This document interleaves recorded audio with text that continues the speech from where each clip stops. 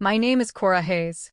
For 24 years, I have lived in the misty, pine-scented air of Port Blossom, Oregon, a town that clings to the coastline like a barnacle to a weathered pier. My life, much like the town, has always been quiet, existing in the soft-focused periphery of my family's much brighter, much louder world. I find my solace in the delicate veins of a fern frond, the precise curve of a petal, the quiet companionship of watercolors and ink.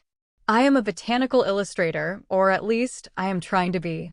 It's a pursuit my mother calls a sweet little hobby, and my sister finds achingly dull. To me, it is the only language I've ever felt truly fluent in. It started in a kitchen that was once the heart of our old craftsman home, where the scent of my grandmother's baking used to linger and laughter would echo off the sea-green tiles. Now, the air was perpetually thick with a tension you could almost taste, metallic and sharp. My sister, Lydia, stood across the scarred butcher block island from me, her beautiful face a mask of pinched fury.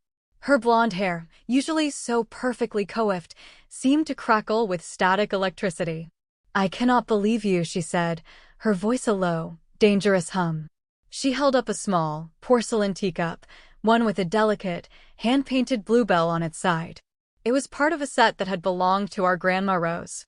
I was going to use this for my portfolio photos. Now it has a coffee ring on the bottom. "I didn't touch it, Lydia," I said softly, my voice barely a whisper against the hum of the refrigerator.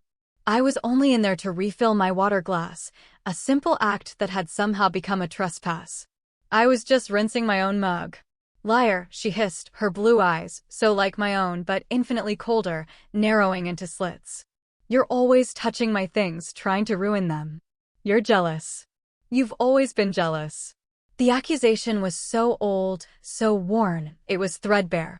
It was the narrative our family was built on: Lydia, the brilliant, ambitious star destined for greatness, and me, Cora, the quiet, resentful shadow. It was a story my mother had authored and Lydia had perfected. "I'm not jealous," I said, my hand tightening on my water glass. "I just want to be left alone. That was my mistake." The request for peace was, in Lydia's world, an act of defiance. She moved with a speed that always surprised me. One moment she was across the island, the next she was right in front of me. She didn't shove me with her hands. It was more elegant, more dismissive than that. She hip-checked me, a fluid motion of contempt, as she reached for a dish towel. My feet tangled. I stumbled backward, my body slamming hard against the unyielding edge of the granite countertop. A white-hot, electric pain shot through my side, stealing my breath. The glass slipped from my numb fingers, shattering on the tile floor with a sound that seemed to fill the entire house. I gasped, clutching my ribs, a strangled, animal sound escaping my lips. The pain wasn't just a dull ache, it was a sharp, grinding crackle with every tiny movement, every shallow breath. I felt something inside me had given way, like a dry twig snapping underfoot. "Mom!" I cried out, my voice thin and reedy. "Lydia, she hurt me. I think something's broken." I looked desperately toward the living room archway, praying for a flicker of maternal concern. For a moment, there was silence, broken only by the tinny sound of the television. Then, my mother's voice, languid and irritated, floated into the kitchen. "Oh, for heaven's sake, Cora, not this again." My mother, Marilyn, appeared in the doorway, a bowl of popcorn in her hands. She didn't look at me, crumpled on the floor amidst the broken glass. She didn't look at the tears welling in my eyes or the way I was cradling my side. Her gaze went straight to Lydia, who was now calmly wiping the phantom coffee ring from the teacup. "She's being dramatic, Mom," Lydia said, not even glancing down at me. She tripped over her own feet like she always does. "I didn't trip," I rasped, the effort of speaking sending another jolt of agony through my chest. "She pushed me." My mother sighed, a long, weary exhalation of practiced patience. It was the sound of someone burdened by a difficult child. "Lydia didn't mean it, Cora. You know how she gets when she's stressed. She has that big interview with Viridian Collective next week." She shook her head, turning her disappointment on me. "And don't you even think about making a scene. The last thing your sister needs is your drama right now. It could affect her professional standing." I stared at her, the absurdity of her words washing over me in a cold wave. I was 24 years old, working 2 part-time jobs, one at a local nursery and one doing freelance graphic design, to help pay the bills and save for a small apartment of my own, a dream that felt increasingly distant. Lydia was 26, unemployed by choice while she curated her personal brand and, apparently, exempt from the basic laws of physics and human decency because she was the chosen one. "I think my rib is broken," I whispered, the words catching in my throat. My mother actually scoffed. "Don't be ridiculous. It's a bruise. Take some ibuprofen and stop trying to ruin everyone's evening." She turned to my father, Arthur, who had materialized silently in the hall, a ghost in his own home. He looked from me on the floor to my mother's set face, his expression one of deep, abiding weariness. He opened his mouth, then closed it again, offering nothing. His silence was its own form of betrayal, a quiet endorsement of the family creed. That night, I lay in my small attic room, the scent of turpentine and pressed flowers doing little to soothe me. Every breath was a careful, calculated risk. A deep inhale was a gamble that ended in a sharp, stabbing penalty. I held my phone, my thumb hovering over the emergency call button. But I had no health insurance. My mother had informed me on my 18th birthday that I was an adult and it was an expense our family couldn't carry, a statement made a month before she co-signed a loan for Lydia's brand new convertible. I had no real savings either. Every spare dollar I scraped together was inevitably borrowed by my mother for an unexpected utility bill that, weeks later, would manifest as a designer handbag for Lydia or a weekend trip for her to a networking event in Seattle. The next morning, the house was filled with the cloying scent of Lydia's expensive perfume. She was in the kitchen, humming along to some indie pop song on the radio, pouring herself a glass of the fresh squeezed orange juice I had bought as a treat for myself. She saw me shuffle in, holding my side, my face pale and drawn. A slow, cruel smirk spread across her lips. "Wow, you really do bruise like a ripe plum," she commented, taking a delicate sip of my juice. "So sensitive." There was no apology, no flicker of remorse. There was only a casual, triumphant cruelty. In that moment, watching her stand there so self-assured, so utterly convinced of her own impunity, something inside me didn't just crack, it hardened. It solidified from a place of hurt and confusion into something cold, clear, and resolute. I didn't scream. I didn't throw the rest of the orange juice in her face. I didn't do anything but turn around and slowly, painfully, make my way back to my room. Because I remembered something vital. Lydia had spent a lifetime tearing me down, stealing my small joys, sabotaging my friendships. She once told my high school sweetheart that I was seeing someone else, just for the sheer, chaotic pleasure of watching it fall apart. But now she had something to lose.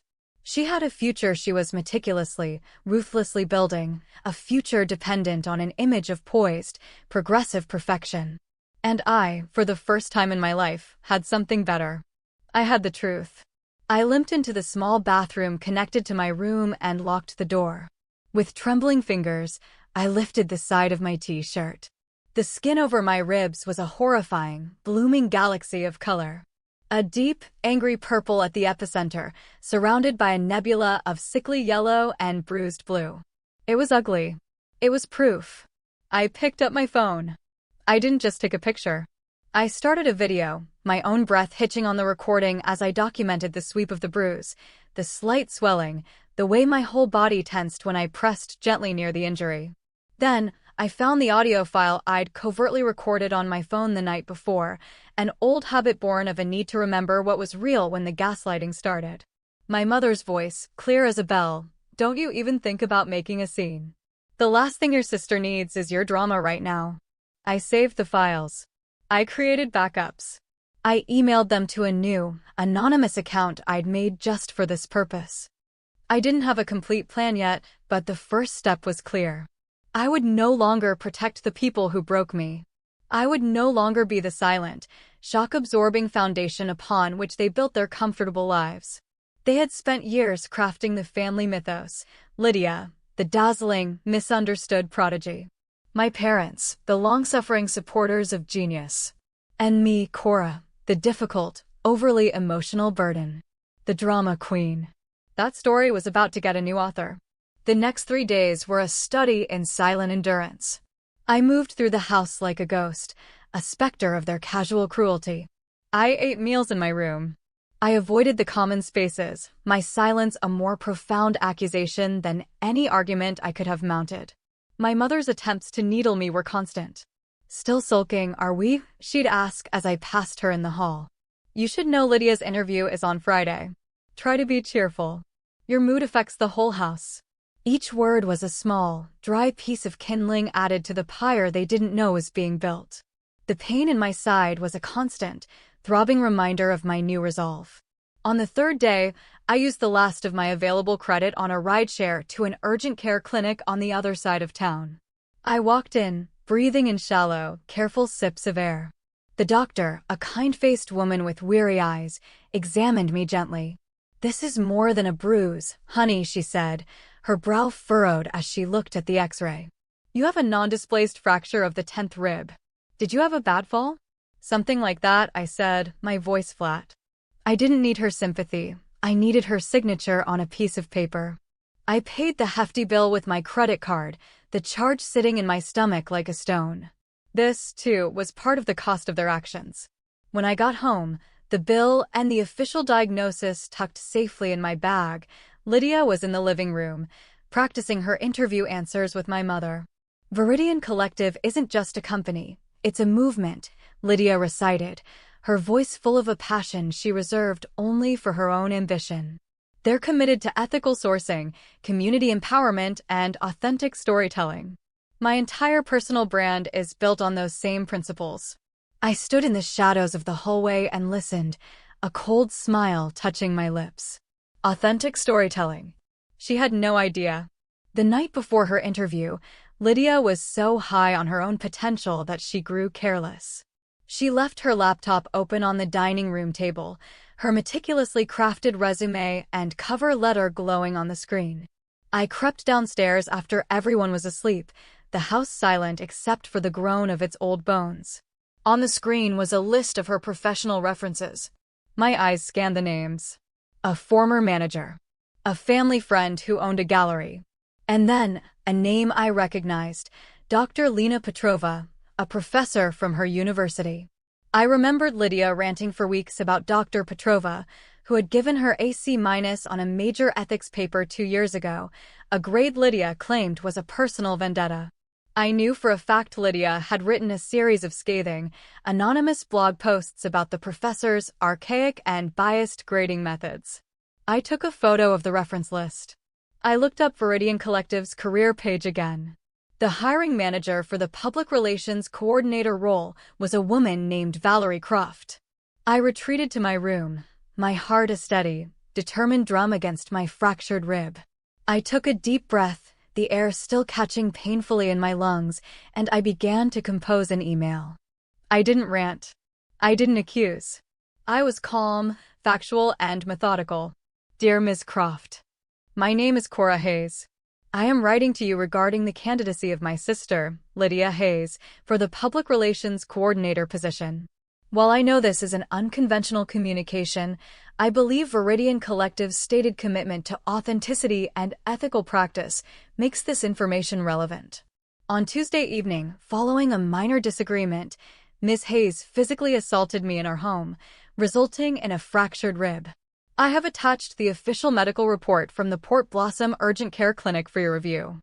I have also attached several photographs of the injury, taken that evening, as well as a short audio clip of our mother, Marilyn Hayes, instructing me not to report the incident so as to not jeopardize Ms. Hayes's career prospects.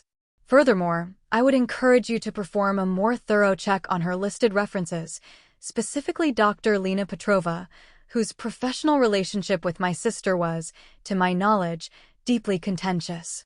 This is the character of the individual you are considering to represent your brand story. I am providing this information not out of malice, but out of a profound belief that true authenticity should not be a marketing slogan, but a fundamental principle. Sincerely, Cora Hayes. I attached the files, The video, the audio clip, the scanned medical report, the photo of the reference list. My finger hovered over the send button for a long moment.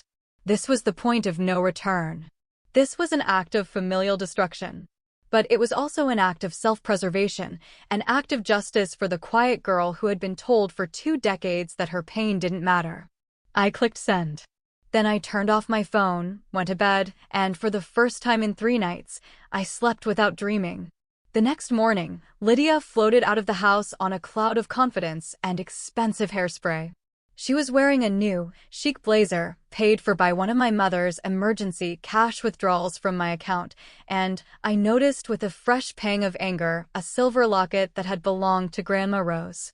It was my most treasured possession, one my mother had insisted Lydia should borrow for the interview for good luck. She returned just after lunch. The confident float was gone, replaced by a frightening stillness.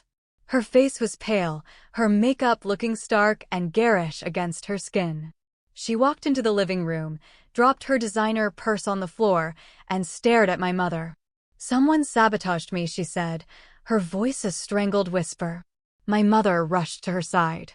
"What do you mean, sweetie? What happened?"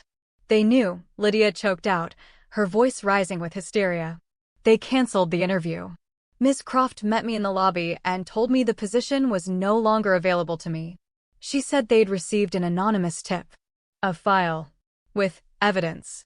They accused me of assault. Of providing a fraudulent reference."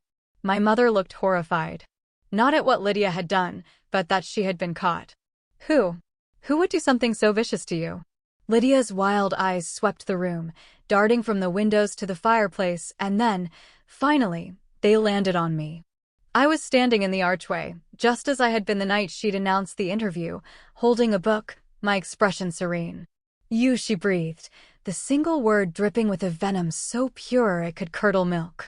I didn't deny it. I didn't flinch. I simply tilted my head, a gesture I'd learned from her, and gave a small, sad smile. "It's amazing, isn't it?" I said, my voice quiet but carrying through the suddenly silent room. "How the truth always finds its way to the surface." The dam of our family's dysfunction broke. Lydia let out a scream of pure, animalistic rage and lunged, not at me, but at a decorative vase on the mantelpiece, hurling it against the wall where it shattered into 1,000 pieces. My mother began to wail, a high, keening sound of betrayal, directed entirely at me. "How could you do this to your sister? To your family?" I didn't answer. I turned and walked calmly up the stairs to my room, locked the door, and for the first time, I felt the faintest stirring of something I hadn't felt in years: peace. The dominoes were falling, and I had been the one to give the first one a gentle, deliberate push. The fallout was swifter and more brutal than I could have imagined. 2 days later, a certified letter arrived for Lydia. It was from Viridian Collective's legal department. Not only was she permanently blacklisted from any future employment with the company or its subsidiaries, but they had also, as a matter of due diligence, contacted her alma mater's alumni association regarding the falsified reference. It turned out that her glowing internship review, another key part of her resume, had been written by our mother, posing as a marketing executive. I knew this, of course. I had the emails to prove it. While Lydia's future imploded, I was quietly building my own. I spent hours in my room, not painting but compiling. I gathered every bank statement showing a transfer to my mother's account marked for bills, every pleading email asking for a short-term loan, every receipt for expensive items Lydia had bought days after I'd handed over my rent money. I compiled years of quiet financial abuse into a single, damning dossier. I found a nonprofit organization online that offered free legal counsel to victims of domestic abuse, not just physical, but financial and emotional. I had a video consultation with a lawyer named Clara, a woman with a no-nonsense haircut and kind, intelligent eyes. When I laid out the facts, her expression hardened. "Cora," she said, her voice firm. "What your mother has been doing is not borrowing. It's a pattern of coercion and financial abuse. And what your sister did is assault. You have a case. Several, in fact. I didn't tell my family what I was doing. I let them live in the swirling vortex of their own creation. The atmosphere in the house grew toxic, then glacial. And then I made my final move. There was a secret I had been keeping for 6 years, a final gift from the one person in my family who had truly seen me, Grandma Rose. Before she died, she had worried constantly about my future in that house. She didn't trust my mother with money or my father with standing up for what was right. So, she had done something quiet and radical. The house, which everyone assumed was in my parents' name, had been placed into a complex trust. My grandmother left me a separate, untouchable inheritance, managed by her old, shrewd lawyer, Mr. Sterling.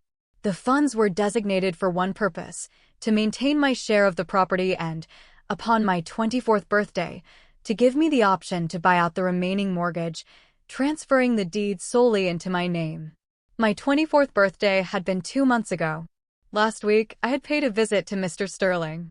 With the funds from my grandmother's trust, I had purchased my family home out from under my family. I packed a single suitcase. Then I went to my printer. I printed a copy of my official, signed medical report. I printed the letter from my lawyer outlining the preliminary steps for filing charges of financial abuse. And I printed the official eviction notice, giving the current occupants, Marilyn, Arthur, and Lydia Hayes, 30 days to vacate the property. My property. I left the stack of papers on the center of the kitchen island, right where Lydia had confronted me about the teacup. Then I went to stay with a friend from the nursery. The phone call came that evening. It was my mother, her voice a register of shock and fury I had never heard before. What is the meaning of this, Cora? This is some kind of sick joke. It's not a joke, Mom, I said, my voice steady. The house is mine. Grandma Rose made sure of it. You can't do this to us. This is our home. Where are we supposed to go? Her voice trembled, not with sadness, but with the terror of losing control. I don't know, I replied, the words tasting like freedom. But you have 30 days to figure it out. I'd suggest you stop buying designer handbags for a start. The 30 days were a slow-motion collapse. Lydia, stripped of her polished veneer, spiraled. She tried applying for other jobs in her field, but the PR world in the Pacific Northwest is small. Word, it seemed, had gotten around. An applicant with a cloud of assault allegations and faked references was radioactive. Each rejection email sent her into a fresh tantrum, her screams echoing through the house I could now picture so clearly in my mind. My parents tried every tactic in their well-worn playbook. First came the guilt. My father left me a rambling, maudlin voicemail about family loyalty. Then came the gaslighting from my mother. You've always been so sensitive, Cora. You took a small family spat and you blew it up into this monstrosity. Your sister was just under pressure. She didn't mean to hurt you. Not once. Not a single time did I hear the two words that might have, even for a second, given me pause. We're sorry. The week before the move-out deadline, I returned to the house to gather the rest of my things. Lydia cornered me in my old room, which was now mostly empty boxes. She didn't look like the glamorous star anymore. She looked ragged, her eyes puffy and her hair unwashed. You've ruined my life, she snarled. All because you couldn't stand to see me succeed. You're so obsessed with playing the victim you've forgotten how to be a sister. I looked at her, at the sister who had been the source of so much of my pain, and I felt a profound, aching pity. Being your sister meant accepting bruises and pretending they were my fault, I said calmly. It meant being your silent, convenient scapegoat. I didn't forget how to be a sister, Lydia. I just decided to stop being your punching bag. Her face contorted in rage. She grabbed the nearest object, a heavy ceramic mug, and threw it. It sailed past my head, shattering against the wall behind me. Shards of pottery rained down on my shoulders. In the past, I would have flinched. I would have cried. I would have shrunk into myself. This time, I didn't move a muscle. I simply reached into my pocket, pulled out my phone, and dialed 911. Police, I said, my voice clear and unwavering. The sight of the phone, the sound of that single word, broke her. She collapsed onto the floor, sobbing. My mother rushed in, begging me to hang up. Please, Cora, this will destroy her. A record, jail time. I looked at my mother's frantic, pleading face. You should have thought about her future, I said, the words cold and final. The day you told me a broken bone was just me being dramatic. They were given a 48-hour extension by the police to clear the premises. On the final day, I sat in my car across the street and watched them leave. Lydia stomped out first, dragging 2 black garbage bags behind her, her face a thunderous mask. My father followed, his shoulders slumped, refusing to look at the house. He loaded boxes into their car with the defeated air of a man who had abdicated his life's responsibilities long ago. My mother was the last to leave. She stood on the porch, gave the front door one last, hateful glare, and then slammed it shut. They drove away without a single backward glance. The house was finally silent. I walked through the empty rooms, the afternoon light slanting through the dusty windows. The quiet was vast, a holy thing. It was the sound of my own life, waiting to begin. Over the next few weeks, I began the slow, sacred work of reclamation. I hired painters to cover the old, suffocating wall colors with shades of warm white and soft gray. I sold the heavy, dark furniture that held so many bad memories. And I walked into Lydia's old bedroom, the largest and sunniest in the house, and I ripped out the carpet. I had the wood floors underneath refinished. I set up my drafting table by the wide window overlooking the garden. I turned my sister's shrine to herself into my studio. It was the one thing I had always been told was impractical, a waste of time. It was now the center of my home. A month later, an email landed in my inbox. It was from the Oregon College of Art and Craft. I had been accepted into their botanical illustration program a year ago with a generous scholarship, but I had deferred, unable to see a path out of my family home. The email was a gentle inquiry, asking if I still intended to enroll. I wrote back immediately. Yes, I'll be there. The months bled into a year. My art, once a secret comfort, became my profession. I sold prints online. I was commissioned by a local seed company to illustrate their annual catalog. My professors praised my delicate, precise work. My voice, once a whisper, grew steady. One afternoon, I received a message on a professional networking site. It was from an anonymous profile. I heard a story that you ruined your sister's life, just so you could take her house and go to art school. Is that true? I looked at the message, and I felt no anger, no need to defend myself. I simply typed back a reply. No. I built my own life. She just happened to be standing in the wreckage of the one she destroyed. Then I blocked the user and went back to my work. The last I heard, Lydia was living 2 states away, working a string of temp jobs. My parents had moved in with a distant aunt, their narrative of being the wronged, abandoned parents apparently not selling as well with relatives who had witnessed their behavior for years. On my graduation day, I stood with my classmates, the Oregon sun warm on my face. I didn't invite my family, but I wore the silver locket from Grandma Rose, which I had retrieved from Lydia's abandoned jewelry box. As I walked across the stage to receive my diploma, the applause felt distant, a pleasant background noise. The only thing that mattered was the quiet, steady beating of my own heart. I touched the locket, a silent thank you to the woman who had given me the key.